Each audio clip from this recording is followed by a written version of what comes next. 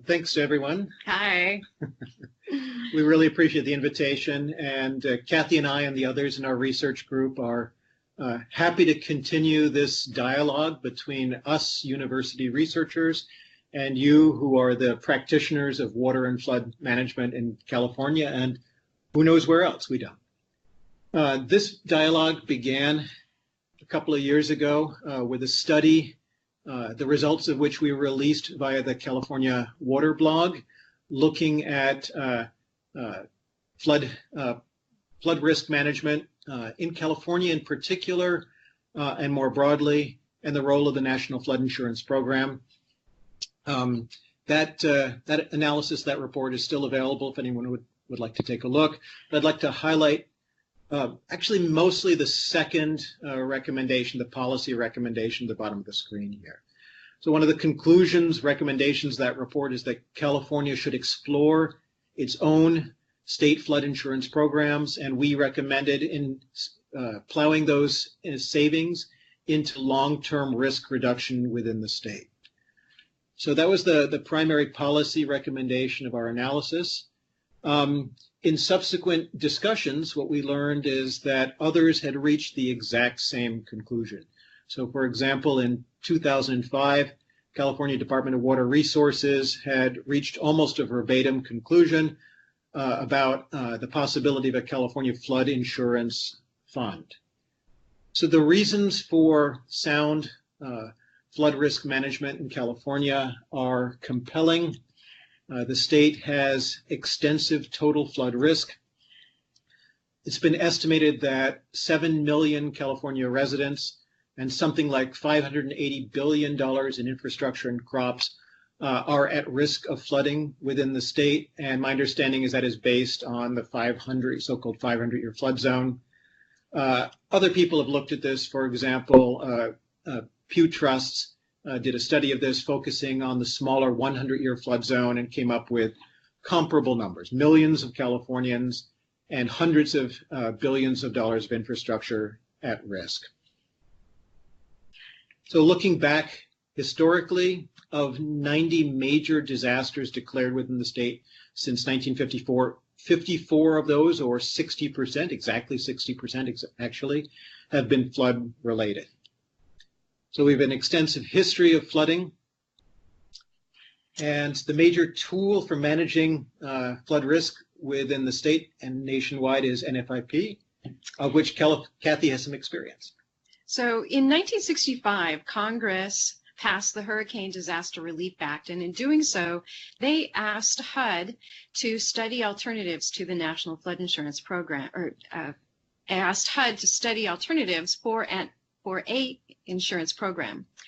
And the report that came out found that, in addition, unwise development reflecting ignorance or indifference, and sometimes an overestimation of the flood protection actually increased the demand for property in flood-prone areas, thus accelerating flood damages. That report led to the enactment of the National Flood Insurance Program in 1968. And in 1968, the program was developed as part of it as a three-legged stool. It starts with a FEMA flood insurance rate map. The map is then adopted by communities and used to regulate development in the floodplain, and then in exchange, FEMA provides flood insurance to anyone and everyone who wants it. The time when the act was initiated in 1968, it was initiated as a three-legged stool. With time, mitigation became the fourth leg of the stool, and so today it's considered a four-legged stool with mitigation, flood maps, regulations, and insurance. About a month earlier this month, Diane Horn from the Congressional Research Service gave a presentation to congressional staffers, and in her presentation, she gave the latest numbers for the NFIP. Today, there are 51 million NFIP policies in force, providing $1.3 trillion in coverage and $4.7 billion in revenue. Almost every community in the United States is covered by an NFIP policy or has the opportunity to present an NFIP policy.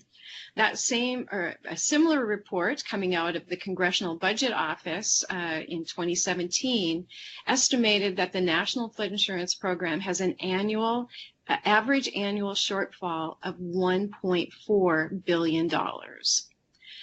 That's the difference between what the costs and the expected premiums.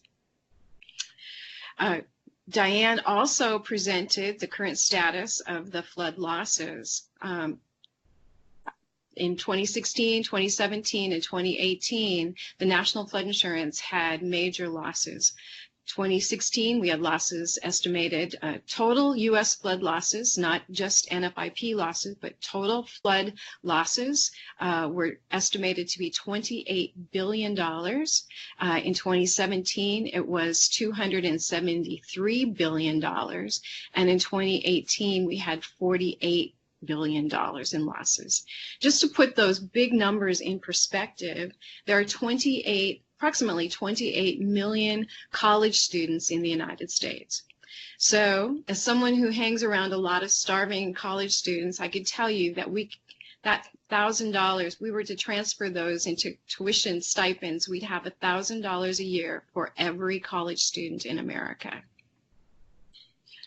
Let me just review a little bit of what UC Davis has done over the last couple of years to try to sort of dive down into the NFIP data. So we assembled several nationwide databases. We looked at every claim made on the NFIP that was available back to 1972, every policy in force by year back to 1994. We obtained a roster of severe repetitive loss properties over the history of the program. And by partnering with DWR, we've looked at California's roster of repetitive loss. We've derived the severe repetitive loss property database for the state.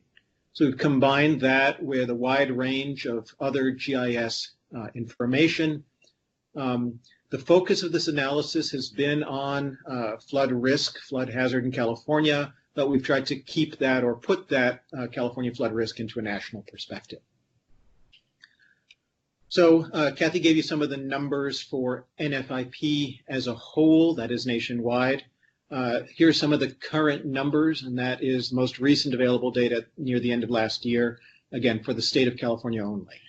So California currently has about 229,000 NFIP policies active. That covers $66.5 billion in assets and contributes to about $185 million in annual premiums to the program. So the numbers jiggle back and forth a little bit, but as a whole, California represents about 5% of the total insurance pool and expenditures. The total insurance pool, that's different, we'll talk about that. 5% of the insurance pool for the nation.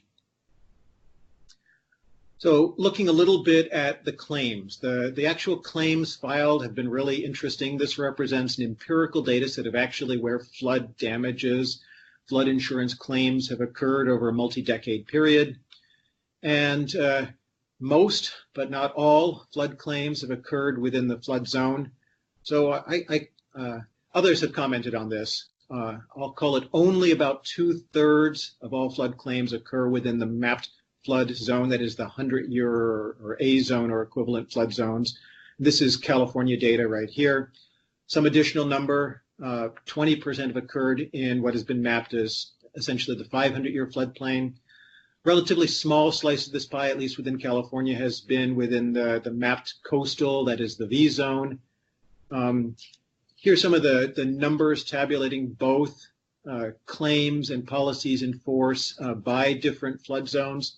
There's lots of really interesting implications of some of these numbers. We don't have time to go into all of this, but wanted to just highlight some of the sort of pressing issues we think for flood insurance, flood risk within the state. So one thing that jumps out of this particular tabulation is the relative balance between pre-firm and post-firm policies and claims within the state of California. So pre-firm meaning, most of you are aware of this, these are properties that existed before the first available effective map for any particular location. That's correct, right, Kathy? Yeah. One of our initial hypotheses that I'll discuss later is that California maybe was a newer state, had relatively little infrastructure that would be classified as pre-firm. That's mostly not the case. It's about 50-50. It's about 50% of California's NFIP policies, and this is over the history of the program, are on pre-firm structures, and the other half, it's actually 49%, is on post-firm structures. Interestingly, and maybe not surprisingly, the pre-firm policies have generated a disproportionate share of total claims. So although they're about 50-50, 73% of all claims over the history of the program have been on the pre-firm structures. It's that disproportionate share that can be seen nationwide. Right now, we're drilling into this a little bit further, looking at trends over time to see if maybe California is doing a better job or not. We'll see of mitigating some of those early pre-firm structures. So something else that comes out of that is patterns in repetitive losses. So repetitive losses have been identified as a major challenge to National Flood Insurance Program and to really floodplain management in the U.S. The initial idea of the program, as Kathy discussed in the 1960s, was to take on this risk but wind it down over time, reduce these roles of repetitive loss properties. There are, again, as most of you know, currently two formal classifications. The more extreme classification is severe repetitive loss properties, defined as at least four, that is 4 or more claims exceeding $5,000 in value, or 2 claims that total more than the structural value. And again, these are widespread across the country. FEMA's total roster over the history of the program recognized 30,000 such properties nationwide. That represents 0.58, so a little bit over half of 1% of total NFIP policies over the history of the program. But that half of 1% of policies has been historically responsible for well over 10% of all NFIP payouts. So something like a 15 to 20% disproportionate load on the program in terms of dollars expended. That list of severe repetitive loss properties is a rogues gallery in any floodplain manager's book. In that roster, the worst single structure had received 40 different payouts on the same structure, rebuilding each time, just under, apparently, the recent 50% threshold by which that owner would have to mitigate. Another structure, and we've mentioned this to a number of different people, in Houston, Texas, was valued at $116,000, but has received a total of $1.85 million in taxpayer payments to rebuild in the same spot. And that's 18 separate losses. So this is any insurance agent's nightmare scenario, and probably no private insurer would take on this policy. That's the nature of NFIP, the insurer of last resort. So just to focus that on California a little bit. So California's roster includes, this is over the history of the program, 3,279 repetitive loss properties, some of which have now been mitigated. But over the history of the program, that 1.4% of all policies has been responsible for a striking 32.8% of all payments. Really a very striking disproportionate share of all NFIP payments in the state of California. So again, we're looking at right now some of the trends, whether this has gotten better or not. California has a relatively small share, just 160 severe repetitive loss properties, according to the data we analyzed. But again, this represents something like 0.07% as a proportion of current NFIP policies within the state. But over the history of the program, that 0.07% severe repetitive loss properties within the state has generated a wildly disproportionate, roughly 4% of cumulative payments over the history of the program. Based on the roster, we see 33 California properties with at least 9 repetitive losses, and that counts as severe repetitive losses in most cases on those properties. And this doesn't count February's flooding on the Russian River, so we suspect many of these properties have added one more to that count. So again, bouncing back to the nationwide picture just for a moment, over the history of the program, losses, payouts have generally exceeded, the total cost of the program have exceeded the premiums collected, the income to the program. This has occurred mostly in a couple of major jumps, most pronounced 2005, which was Hurricane Katrina and other events concentrated on the Gulf of Mexico coast. If you add up the total imbalance, the insurance on that debt, which continues to accrue, and add in $16 billion forgiven by Congress in 2017, by that count, we tabulate that NFIP has been a $36.5 billion money loser to the federal government, to the federal taxpayer over the history of the program.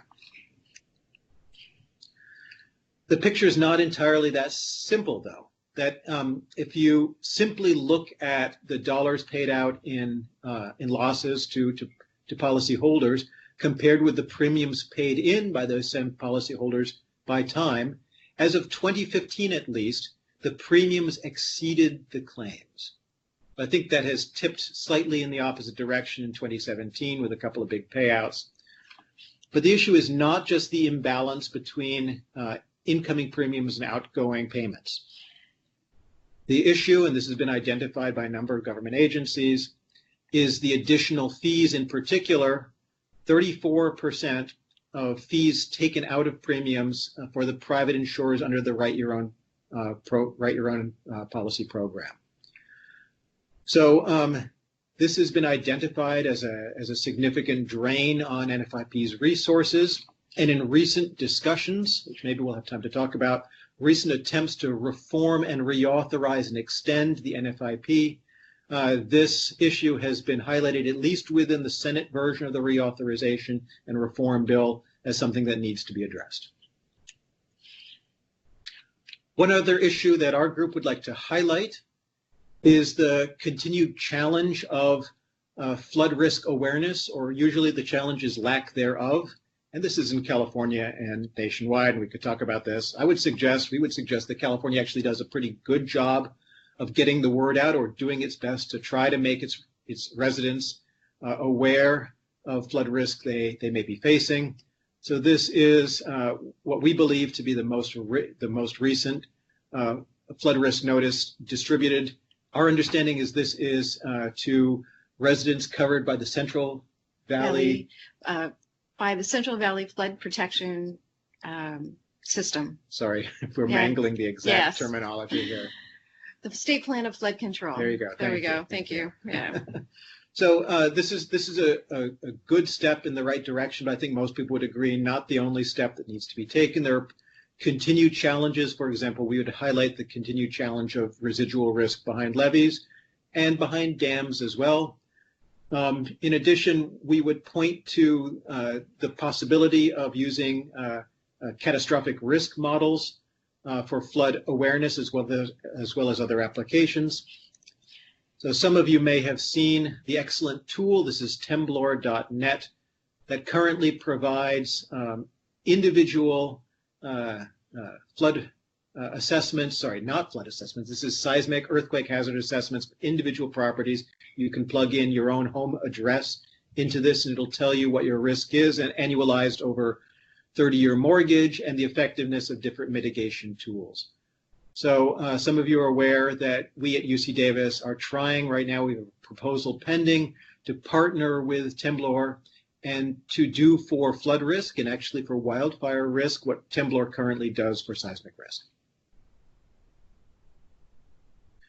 What we'd like to highlight quickly now is some of our analyses focusing on this number, what we call payout ratio or payout rates here. And this is a ratio for different jurisdictions, different intervals of time, of NFIP claims or payouts versus NFIP premiums, which is the income to the program, again, for any given jurisdiction or unit of time.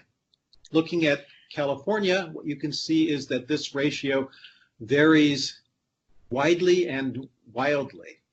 So, and that is from less than 10%. In fact, a lot of California is 0 on this scale over the period of time that we analyzed.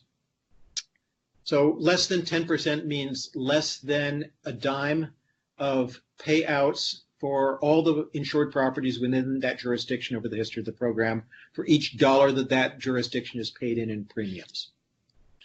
That goes to over 500% for California. And so what you can see are small but distinct areas with claims that have significantly exceeded premiums over the 21-year period of time that we studied. However, the overall picture is that the majority of California is green. In fact, the big takeaway of this analysis, which was eye-opening to us at the time, is that since 1994, NFIP damage payouts within the state of California have totaled just 14 cents per dollar of premiums collected statewide. Although, again, that varies a little bit by region. So if you accumulate that imbalance over that 21-year period and adjust for inflation, it totals over $3 billion of net outflow from the state of California. And in localized areas, for example, the Central Valley, many policyholders are aware of this imbalance and have complained about it and brought attention. For example, GAO studied to this issue. The ratio is even worse for the Central Valley, and that's not even separating out ag policies from residential policies. The total is just 9 cents of payout per dollar of premium going into NFIP. So looking by count of jurisdictions statewide, 97% of California jurisdictions have paid more, in most cases substantially more in premiums than they've received in payouts. And in fact, 22% of California jurisdictions have had 0 payouts in the 21-year period that we studied. We would love to update this database if any partner would like to help us get the updated data from FEMA. So just to put that pattern into a national perspective, California is not the only state in green, nor are we the most extreme example. Again, California, having received 14 cents on the dollar back in terms of at least of disaster payouts. The most extreme case is Wyoming, 3 cents on the dollar, Utah, 4 cents. These are mostly, but not exclusively, Western U.S. states. At the other extreme, Mississippi has received $5.60 in disaster payouts alone per dollar of premiums they've paid into the program. So we began making noises about this. This is already back in December of 2016. I suspect as a direct result of the noise coming out of California, this has been brought to the national attention. Congressional Budget Office has looked at this and echoed that finding in a report that we're happy to share with anyone who's interested. They've mapped out both the net shortfall, what we would call the net recipients, and the net surpluses, the net donor jurisdictions on a nationwide basis. And this is an interesting couple of maps. Happy to talk about this more if time permits. But looking at what this implies for California, what we here at UC Davis suggest is there is one first and most important question that needs to be addressed. And that is, over the last 20 to 30 years of available record, that is most of the history of NFIP, has California really just dodged a bunch of bullets that other states have not? So at least on the other extreme, some states are on that rogues gallery, that worst case list, because of a single event. So believe it or not, Louisiana was a net payer into NFIP until 2005, until Katrina hit. And that tipped the balance, that one single event.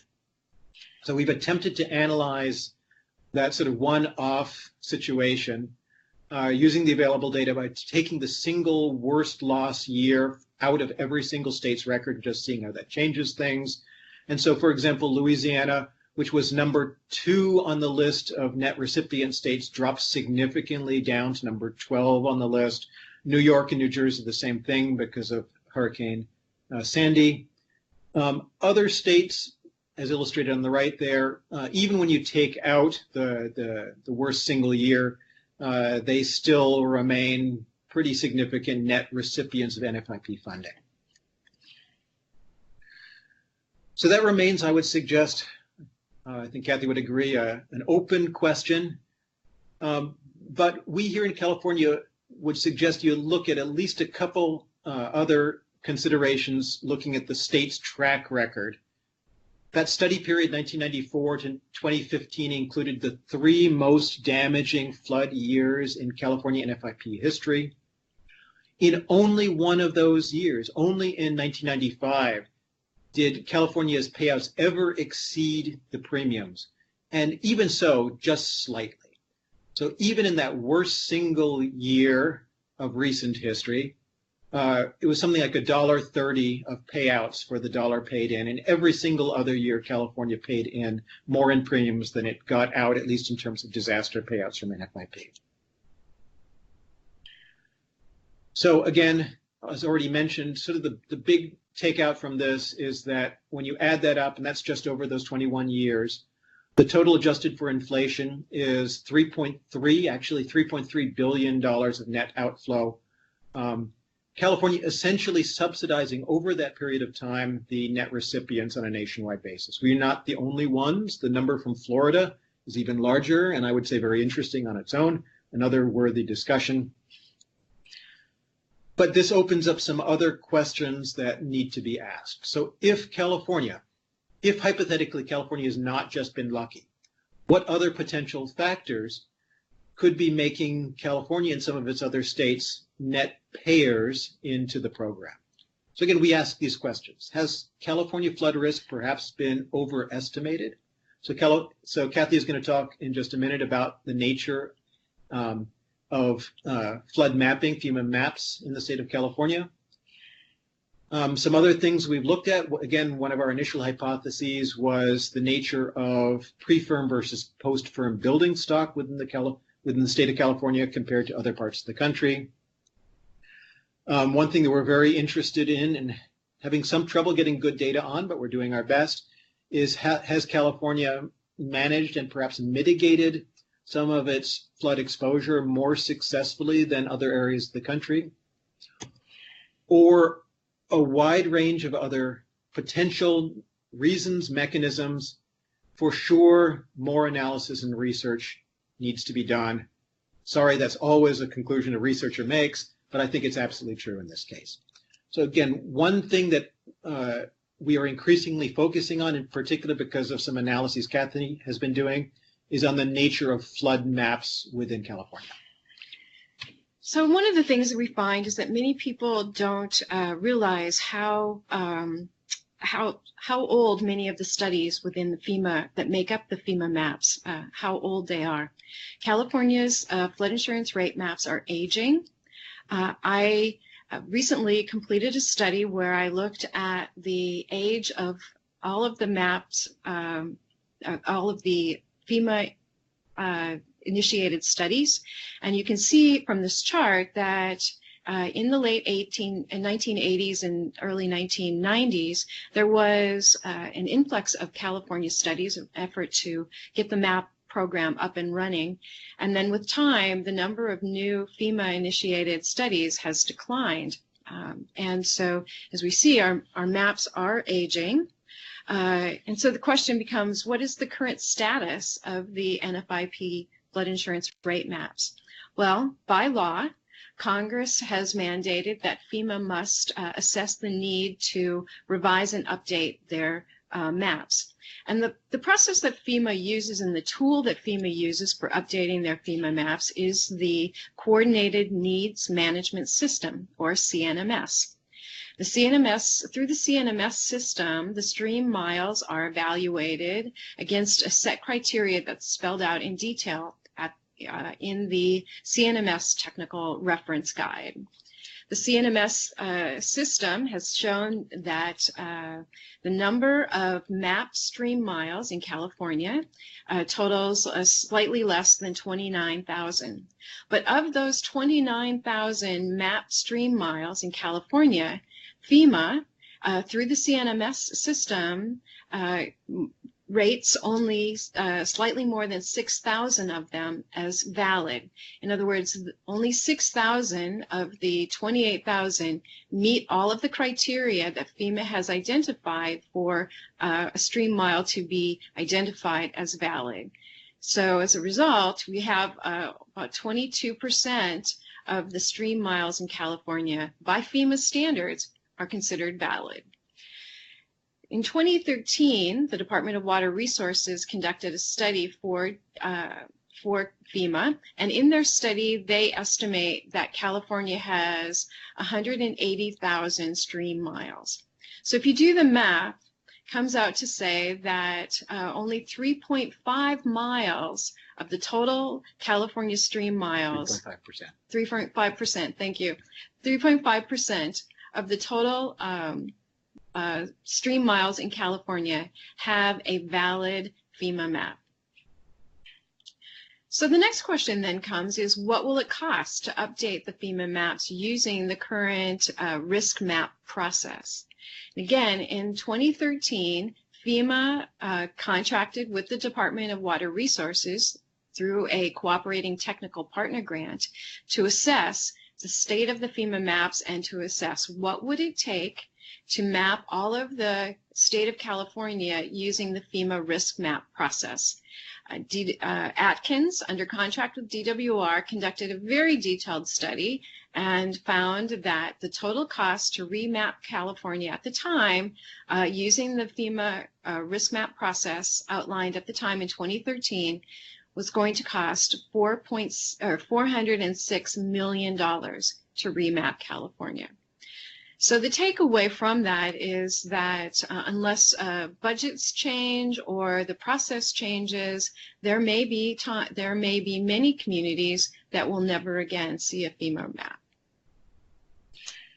So just to move our way towards conclusions here, we'd like to tip our hats to National Flood Insurance Program. That NFIP was an enormous improvement upon the situation that preceded it. Through the 50s, 60s, and into the early years of the program, the early 70s, spiraling losses and unfettered floodplain development were the law of the land. FEMA was a distinct improvement upon that, but it remains a thin line in the sand, an imperfect solution, and we struggle with those imperfections today. Among those challenges, FEMA maps in California, and I think this is a pattern nationwide. Yeah. These maps are older, they are less complete, less uniform, and less uniformly rigorous than widely perceived. So the last minute preparing this PowerPoint, we were pulling up pictures of computers as they existed during those early studies. And if anyone remembers 5.5 or 8-inch floppy drives, that was the state of technology when you were lucky during the earliest computerized flood studies leading to maps. So that the technology is improved. However, updating FEMA maps today remains actually it's become a lengthier and much more costly process, with the result, as Kathy said, that many California communities today may never receive a new validated and updated engineering, flood study, and corresponding flood map. So again, National Flood Insurance Program is faced with a number of different challenges, not least currently political climate in Washington. We have not talked much about reauthorization or reform. NFIP is currently on it, I think it's its 10th short-term extension. Yes. 10th, something like that, plus or minus one. We lose count as these things come through, with hopes for reform, but no promises and no success to date. The suggestion by UC Davis, DWR, and others is that California at least look at the possibility of a state-based flood insurance program. One of the potential benefits is to address some of the challenges facing NFIP on a nationwide basis, address those challenges at least within the state of California, and perhaps as an example for the rest of the country. Possible advantages of a California flood insurance fund. First, for once, this is a potential revenue generator for the state. So this is not a big ask of additional investments. This is a potential mechanism for keeping funding within the state. So particularly within the House, this is the U.S. Congressional House Reform Bill that was discussed. Some of those profits at least would be diverted towards private insurers. So our suggestion is to put California's state into that game. And again, this is savings, at least theoretically, based on historical records, on the neighborhood of $200 million per year. Our strong recommendation is those savings be invested in winding down California's flood risk over time. This is also an opportunity for transformative change, both at the policy level, but also in how we conduct mapping and management of flood risk, again, within the state of California and possibly beyond. So we suggest this is an opportunity to move from the current delineation of flood hazard, which is essentially or widely understood as an all or nothing, in or out of the flood zone, towards the future of flood mapping. And this is happening elsewhere in the world. And that is risk-based mapping and risk-based rate setting, insurance, and risk-prioritized mitigation within the state. So we look forward very much to the discussion and thank everyone for their patience. So I can anticipate a couple of the questions. So yeah, go for it. That would be great. We've been hit with a couple hard questions in these discussions. And so the first one is really out of what we mentioned, the big question of the analysis. So what Kathy calls the long tail risk, and that is the danger of another 51, 52 storm, an arc storm type scenario for the state. So that 1851, 1852 saw catastrophic flooding statewide across California. And one could imagine if that happened again, that California would not want to be on the hook for its own insurance risk. And there's a lot of questions about that. How much of that risk has been mitigated through structural protections like dams and bypasses? I will defer to the engineers on that question. But what we point out is, at least within the Central Valley of California, the state already owns that risk. That's right. So following the precedent of the Paterno decision, California was held liable within the state plan of flood control for levee failures and ensuing damages. So we already own that risk, have paid, I've heard numbers in excess of $1 billion when legal fees were factored in. So the proposal here is, if we already own that risk, might as well insure it as a way of essentially mitigating it. And then I would add, I have done some work on a study that I hope to publish later this year, where I examined the payouts from the National Flood Insurance Program and from the Disaster Assistance Program, from the Public Assistance Program and the Individual Assistance Program. And what I found was that the combination of the three, the individual assistance, the public assistance, and the NFIP, still are greatly lacking in providing enough money for communities to really recover. So if we did have a catastrophic loss, we would be completely uninsured or underinsured, and it could financially be very devastating for California. So an alternative would be, or could be, to examine some sort of catastrophic flood insurance bond that would cover us for those rare but very damaging and very consequential floods. Great, thank you. We do have a bunch of questions that are coming in now. Let me start with one I got on email. Question about the research. In their intellectual travels, did they find any information on how many new structures are being added to existing known SFHAs? That's a great question. That's one we haven't had a chance to delve into, but one that I'm interested in. I've looked a bit, tried to look a bit at the Plan Bay Area and the consequences of Plan Bay Area, because in the Bay Area there is a desire to have walkable, livable communities, and you have to ask, where is the best location for walkable, livable communities? It's in areas that are flat. Where are areas that are flat? Next to the bay. So so there's a question I have about that.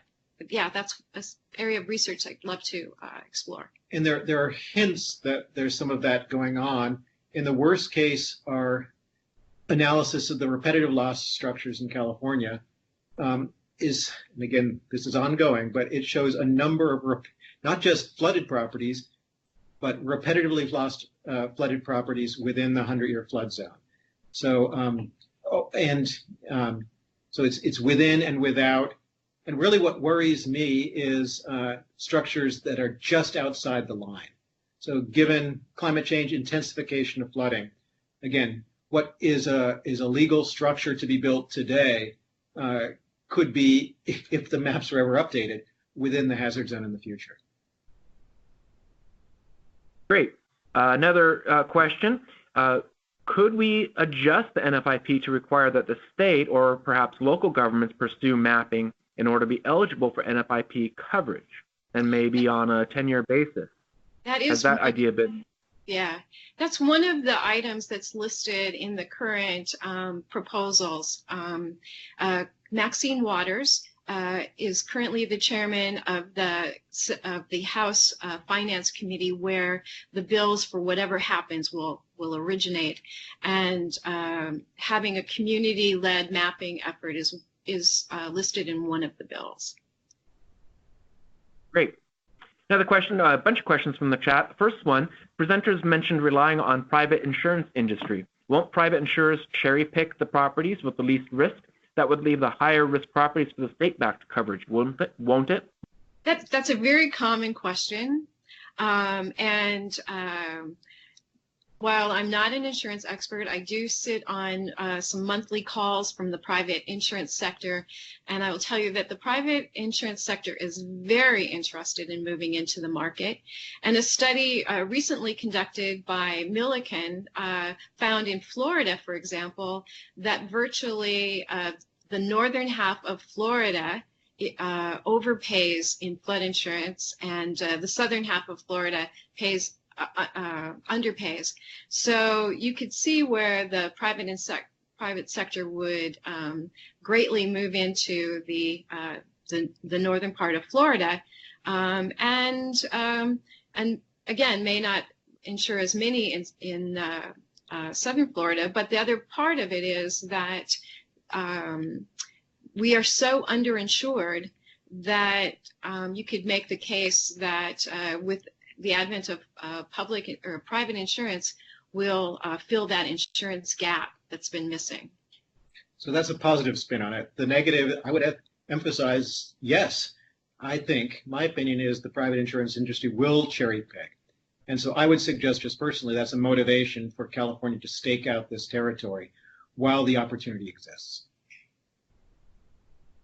Great, thank you. Next question, is there a way to use existing maps from Google or Esri to lower the cost for remapping? The Google and those maps aren't really the best tools. There are a number of companies moving into the catastrophic modeling arena, and there's a real movement to do so. And also, I just read, got a Twitter feed from RMS, which is one of the leaders in catastrophe modeling, that in, I believe in 2020, they plan to make their models open source, which is very exciting. So I think that's an area that you'll see a lot of movement and a lot of exciting transformation. So not Google Earth yet, but there are other alternatives. Yeah. Thank you. Has there been any discussion with the feds about splitting their program flood insurance? Wouldn't this impact home loans, since home loans are nationally backed? California would need federal support to take on this program, which seems unlikely since we're helping to pay for other parts of the country. So So we need to clarify that no part of this proposal involves an exit from the National Flood Insurance Program. That is federal law. That is the law of the land. NFIP underwritten flood insurance or flood insurance of some kind is a requirement for federally backed mortgages on a nationwide basis, and that is not anticipated to change. But a little clarification.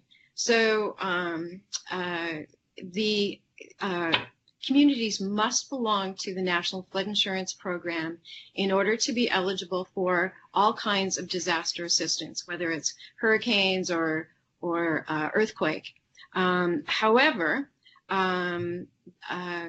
what we're talking about is alternative to the FEMA standard policy or the NFIP standard policy, and there is a new law that has been put in place that allows for or supports private flood insurance under certain conditions, and we would just be following that law. There wouldn't be a significant difference. Just adding a state-based alternative to what is already moving towards a variety of options, including private insurers, fulfilling the NFIP mandate. Thank you very much. And that kind of goes into this next question. Maybe you can just briefly comment on it. Is there any chance for California to take up its own state flood insurance program? Is anyone leading an effort or proposing legislation? And how would NFIP be phased out? So I think that kind of overlaps, but maybe you can So again, shine a to little bit light. clarify, NFIP would not be phased out. Yeah. California would be exploring, and that's all California is doing now, its options under existing NFIP authorization. And there's interest in this. No one is writing legislation right now. Part of our goal here today is help move that discussion along. That's right. And in addition, one of the House bills that Maxine Waters has before her does have language directing FEMA to examine the opportunities for a community-based flood insurance program. Previous iterations of the bill encouraged FEMA to consider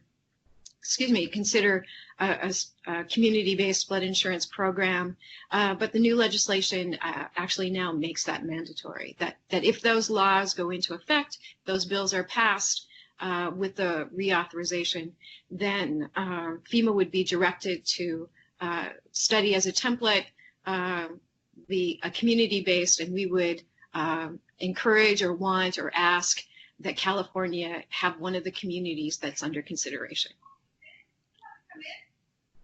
Excellent. So I have two more questions. One is, could climate change alter the balance of premiums / payouts in California in the long term?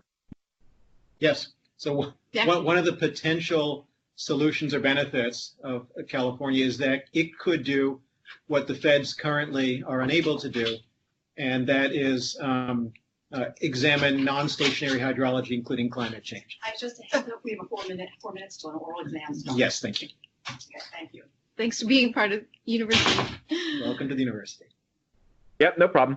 And then the last question, what is the mapping methodology, and does it need to be changed or updated?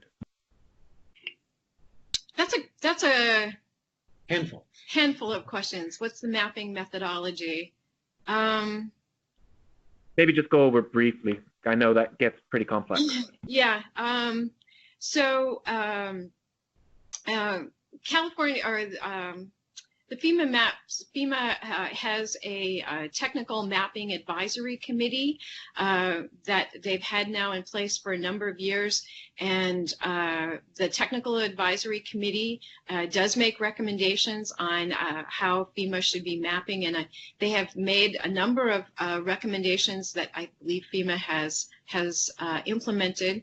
It's been a number of years since I was in the mapping program, so I'm a little reluctant to kind of talk about it because it's I think there have been some new changes that I'm not quite up to speed with, but it's a more deterministic method, and these catastrophe models look at a much larger scale, and they use a more stochastic method for looking at flood risk.